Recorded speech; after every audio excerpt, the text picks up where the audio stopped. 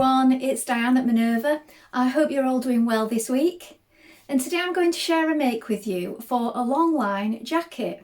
So it's a sew along for this jacket, new look 6163. We're going to be making version A. And what we're going to be using today is this beautiful Minerva exclusive linen viscose blend. Now this particular design is called Beaming Blooms. I think you can see why. It's got this gorgeous design on it. It's really eye-popping. Now, should you wish to sew along with me today, you want to wash and prepare that fabric before we get started and measure yourself with a tape measure. So check your sizing with that on the packet. Don't just go for your standard dress size. That will ensure the perfect fit. And then when you've done that, we're going to go and start cutting our pattern pieces together. So let's go and do that now. So here we have our pattern pieces. So this is the back for the long line jacket view A. We're going to cut two pieces. This is a straight grain. You can lengthen or shorten at the double line. Make a note of your markings. Here is the front. Again, you're going to cut two pieces. Make a note of the markings and the bust points. Here we have our sleeve pieces. You're going to cut two pieces. This is a straight grain. Make a note of your markings and your circles. Here we have the front facing for A. You're going to cut two of fabric and two of interfacing. Here's the collar. Cut two of fabric on the fold is here, and one of interfacing on the fold. And here is the back facing. You're going to cut one in fabric on the fold and one in interfacing on the fold. So now we're ready to begin making our long line jacket. So first of all, you want to wind half of your thread onto your machine spool and check that your needle is sharp. So I'm using a universal size 80 today for this fabric. When you've changed that, we're going to take our front pieces and our back pieces and we're going to stay stitch around the neckline. So we're going to do this just in from the raw edge, do this about 1 centimetre in. The seam allowances on this pattern are 1.5 centimetres. Let's do that first of all. So here we have our back pieces and we're going to stay stitch around the neck. This just keeps everything from stretching out.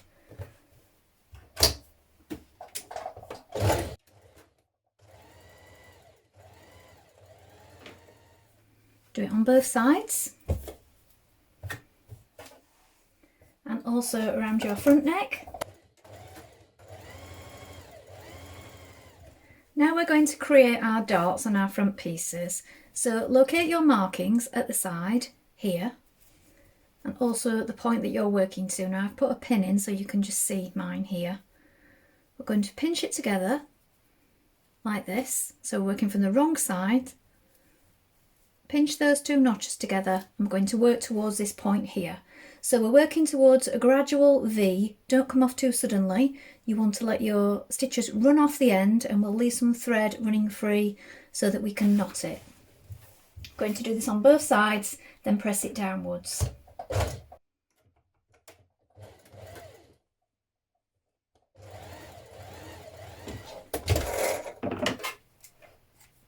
Push that knot down towards the V that you've just created.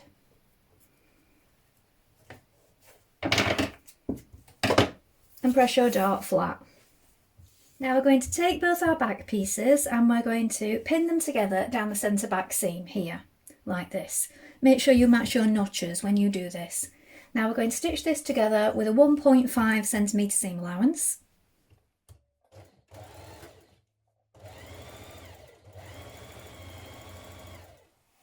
Now we're going to take our front pieces and our back pieces and we're going to place them right sides facing like this.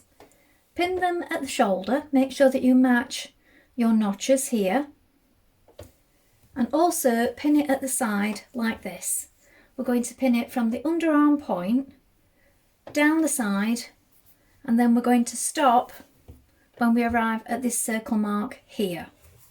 So when you get to this part here, we're going to back tack. So these are your two side vents, so we want to leave that open. Now we're going to sew the shoulder seams and the side seams with a 1.5 centimetre seam allowance. When you've done this, you can edge finish either using a zigzag or overlock stitch and press it flat.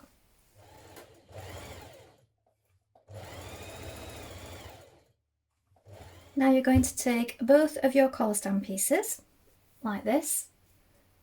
So this is just a stand-up collar on this particular jacket. So we've applied interfacing to one side of one piece. We've placed them right side facing, and we're now going to sew around this top curved edge. If you make your stitch smaller, you'll find it's easier to go around the curve.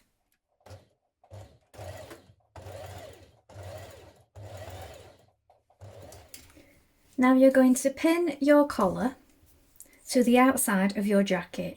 So I've given it a press first of all, and then lined up the centre back here, and also lined up the shoulder with the shoulder points. I'm going to stitch that in place.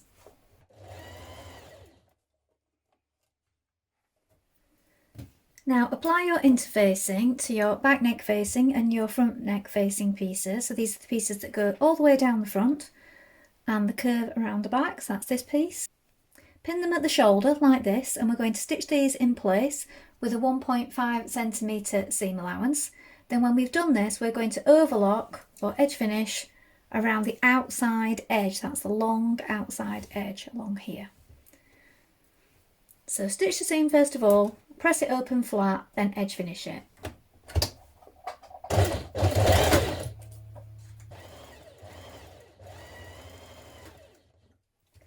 Now you're going to pin your neck front facing and back neck facing all the way around. You're doing this from the top, so we're sandwiching the collar stand part here between the jacket and the facing like this. So line up the centre back point, the shoulder points. We're going to be coming around here at a pivot where the front of your collar meets the front, all the way down the front of your jacket to the bottom. I'm going to stitch this in place now.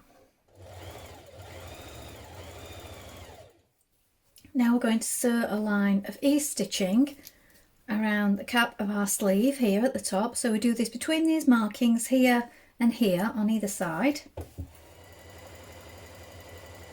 And when you've done that, we're going to sew our underarm seam together, and then edge finish or overlock your raw edges. Now we're going to turn our sleeves the right way round, and you're going to have your garment the wrong way round like this. You're going to place your sleeve inside the armhole and match up your notches. Now the way you'll know if you've got the right sleeve for the right armhole or not is if your notches line up. So we have 2 at one side here, look, 2 at the back and 1 at the front. So you have 2 on your sleeve piece and 2 on your jacket bodice. So if you match those up first of all, match up the underarm seam on the front notch,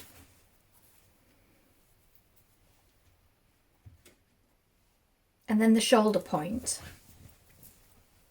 When you've done this, you can pull on your ease stitching and ease the rest of the sleeve into position. Finish pinning it the rest of the way around and stitch in place. Now try on and mark your sleeve length. So I've put a pin just here, and when you're happy with the sleeve length, you can either edge finish it and turn it up once, or you can do a double fold. So I'm doing a double fold on mine.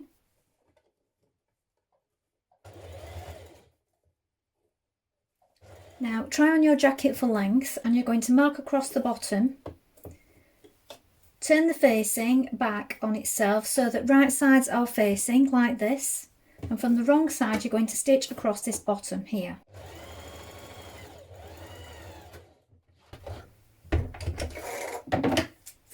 Then you're going to cut into it,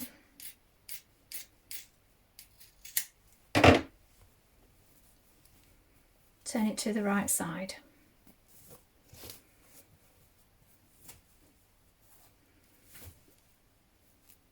This will be your hem at the bottom of your jacket. So you can either do a double fold there, or you can overlock and just turn it up once. Repeat on the other side. Now turn back the hems at your side vents and stitch them in place. You can either do a small double fold or overlock them first of all. I've overlocked mine. Now turn up your hem at the bottom of your jacket, and you want to make sure that you line up the side vents and make sure that they're level once they're turned up. So pin it all the way around and then hem this in place. Now you may wish to add a few hook and eyes to your front once you're finished. So place these on the wrong side and position them so that they are edge to edge once fastened. So once it's fastened and it's hanging, that the two fronts just sit together like this. Now there are 3 points marked, so I've marked mine with a pin, so it's up to you how many of those you add. You don't have to add any at all if you don't wish to do so.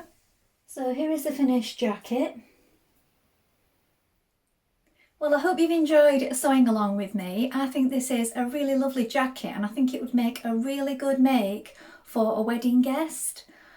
Now, there's a whole suit you can make with this. You can make the skirt, the trousers, the top, so a mini capsule wardrobe there.